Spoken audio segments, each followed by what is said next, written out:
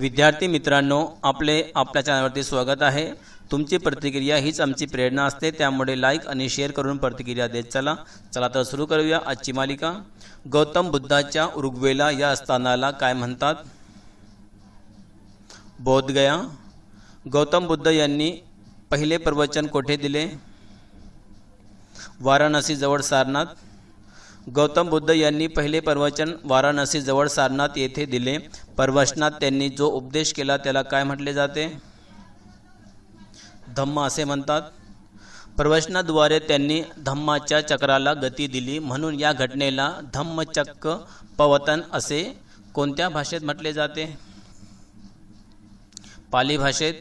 वाराणसी जवळ सारनाथ येथे दिलेल्या प्रवचनाला कोणत्या भाषेत धम्मचक्र परिवर्तन असे म्हटले जाते? संस्कृत भाषेत। गौतम बुद्ध यांनी धम्माचा उपदेश करण्यासाठी सुमारे किती वर्ष पायी कार्य केले? 45 वर्ष। गौतम बुद्ध यांनी धम्माचा उपदेश करण्यासाठी सुमारे किती वर्ष चारिका केली? 45 वर्ष।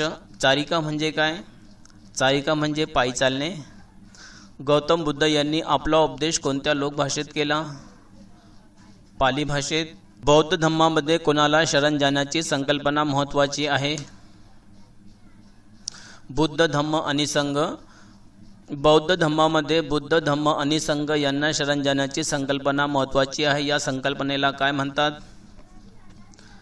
त्रिशरण।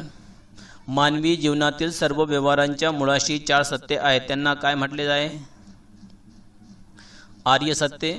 प्रतिपद म्हणजे काय? मार्ग। गौतम बुद्धांनी किती नियमांचे पालन करण्यास सांगितलेले आहे? 5 नियमांचे। गौतम बुद्धांनी सांगितलेल्या 5 नियमांना काय म्हणतात? पंचशील। बौद्ध धम्माचा उपदेश करण्यासाठी त्यांनी भिक्खूंचा समूह निर्माण केला, त्या समूहाला काय म्हणतात? संघ।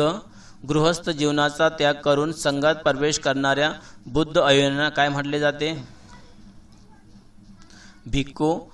बुद्ध धम्मात चित्त एकाग्र करून ध्यानाचा अनुभव घेणे म्हणजे काय? सम्यक समाधी। प्राचीन काळातील लोकायत विचार पर्वाला दुसरे कोणते नाव होते? चार्वाक। लोकायत किंवा चार्वाकने काय नाकारले? वेदांचे प्रामाण्य नाकारले। जीवधर्माला कोणत्या प्रती नावाने ओळखले जाते? यहुदी धर्म। जीवधर्मीय किती देवांची कल्पना मान्य करतात? एकच देवाची। जीवधर्मीयाच्या प्रार्थना स्थळाला काय म्हणतात? सिनेगॉग। ख्रिश्चन धर्माची स्थापना कोणी केली? येशू ख्रिस्तांनी केली। सेंट थॉमस हे इसवी सनाच्या पहिल्या शतकात भारताच्या कोणत्या राज्यात आले? केरळमध्ये आले। सेंट थॉमस यांनी त्रिचूर जिल्ह्यातील कोणत्या ठिकाणी इसवी सन 52 मध्ये चर्चची स्थापना केली? पल्लयूर। पारशी धर्माच्या पवित्र ग्रंथाचे नाव काय आहे? अवेस्ता। ऋग्वेद आणि अवेस्ता यातील विशेष काय? दोघांच्या भाषेमध्ये साम्य आहे। फारशी लोक पार्स आणि फार्स नावाच्या प्रांतातून भारतात आले, म्हणून त्यांना कोणत्या नावाने ओळखले जाते? पारसी। पारसी लोक प्रथम भारताच्या कोणत्या राज्यात आले? गुजरातमध्ये आले। पारसी धर्माचे संस्थापक कोण आहेत? पारसी देवतांचा उल्लेख कोणत्या नावाने केला जातो? अहुरमज्य। पारसी धर्मामध्ये कोणत्या 2 तत्वांना अत्यंत महत्त्व आहे?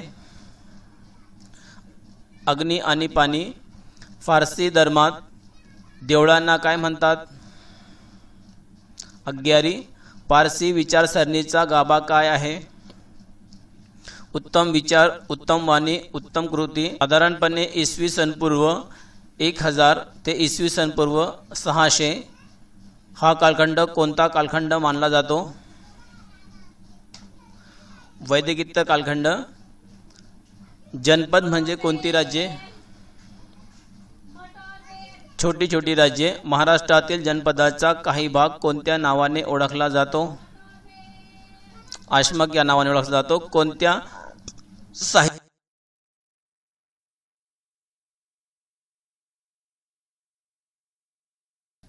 जनपदांची माहिती कोणत्या परकीय इतिहासकारांच्या लिखाणातून मिळते? ग्रीक. जनपदामधील श्रेष्ठ व्यक्तींच्या सभेला काय म्हणत असे? गणपरिषद. जनपदामधील श्रेष्ठ व्यक्तींची गणपरिषद असे. गणपरिषदेचे सदस्य एकत्रितपणे चर्चा करून निर्णय घेत असत. अशा चर्चा जेथे होत त्या सभागृहाला काय म्हणत असे? संथागार.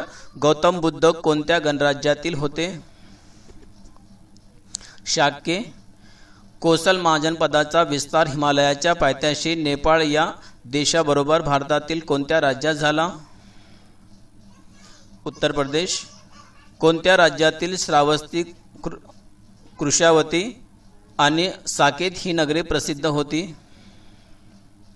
कोसल. श्रावस्ती ही कोणत्या महाजनपदाची राजधानी होती?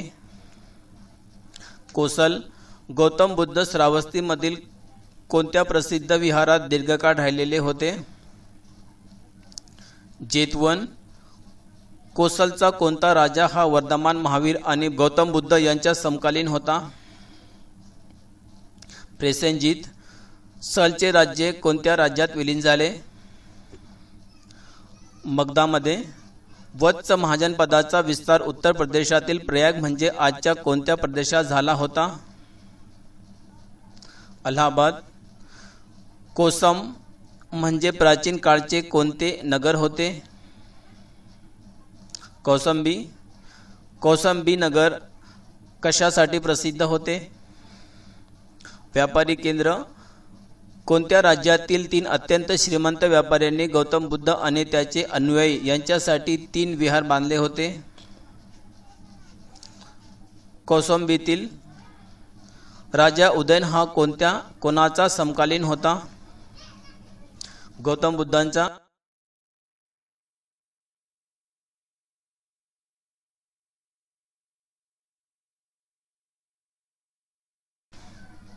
मध्य प्रदेशातील माळवा प्रदेशामध्ये कोणते महाजनपद होते? अवंती. उज्जैनी. उज्जैन हे नगर कोणत्या राज्याची राजधानी होती? अवंती. उज्जैनी हे कशाचे केंद्र होते? व्यापारी. अवंतीच्या कोणत्या राजाच्या कारकिर्दीत अवंती मगध साम्राज्यात विलीन झाले? राजा नंदीवर्धन. मगधची राजधानी कोणती होती? राजगृह. राजगीर. महागोविंद या वास्तुविशारदने कोणाचा राजवाडा बांधला होता? बिंबिसारचा. कोणता प्रसिद्ध वैद्य बिंबिसारच्या दरबारात होता? जीवक. बिंबिसारने कोणाचे शिष्यत्व पत्कारले होते? गौतम बुद्धाचे. बिंबिसारच्या मुलाचे नाव काय होते? अजातशत्रू. अजातशत्रूने कोणत्या धर्माचा स्वीकार केला होता? बौद्ध धर्माचा. गौतम बुद्धाच्या महापरिवार नंतर कोणाच्या कारकिर्दीत राजगुरू येथे बौद्ध धर्माची पहिली संगीती म्हणजे परिषद झाली? अजातशत्रूच्या. अजातशत्रूच्या काळात कोणत्या ठिकाणी नव्या राजधानीचा पाया घातला गेला? मगधच्या पाटलीग्राम. पाटलीपुत्र आजच्या कोणत्या शहराच्या परिसरात असावे? पाटणा. इसवी सन पूर्व 364 ते इसवी सन पूर्व 324 या काळात मगध साम्राज्यावर कोणत्या राजांची सत्ता होती? नंद राजांची. अजातशत्रूनंतर होऊन गेलेल्या मगधच्या राजामध्ये कोणता महत्त्वाचा राजा होता? शिशुनाग. कोणत्या मगध राजांनी वजन मापासाठी प्रमाणित पद्धत सुरू केली होती? नंद राजांनी. चंद्रगुप्त मौर्य या महत्त्वाकांक्षी तरुणाने कोणते शहर जिंकून घेऊन नंद राजवटीचा शेवट केला आणि मौर्य साम्राज्याचा पाया घातला? पाटलीपुत्र. चंद्रगुप्त मौर्य कोणत्या राजवटीचा शेवट केला आणि मौर्य साम्राज्याचा पाया घातला? नंद घराण्याचा. कोणत्या महत्त्वाकांक्षी तरुणाने नंद राजवटीचा शेवट केला? चंद्रगुप्त मौर्य। इसवी सन पूर्व 6व्या शतकात इराणमध्ये कोणत्या राजाने मोठे साम्राज्य प्रस्थापित केले होते? सायरस। सम्राट दर्यायोने त्याच्या साम्राज्यात सर्वत्र कोणते एकाच प्रकारचे चलन लागू केले होते? दारिक। कोणते राजधानीचे शहर सम्राट दर्यायोच्या काळात बांधले गेले? पर्सोपोलिस। पर्सोपोलिस हे ठिकाण कोठे आहे? इराणमध्ये। ग्रीक सम्राट अलेक्झांडर याचे दुसरे नाव काय होते? सिकंदर। भारतातील जिंकलेल्या प्रदेशाच्या व्यवस्थेसाठी सिकंदरने ग्रीक अधिकाऱ्यांच्या नेमणुका केल्या आणि त्यांना काय म्हटले? सत्रप। विद्यार्थी मित्रांनो, या व्हिडिओला आपल्या मित्रांना शेअर करा. आपला अमूल्य वेळ दिल्याबद्दल आपले धन्यवाद.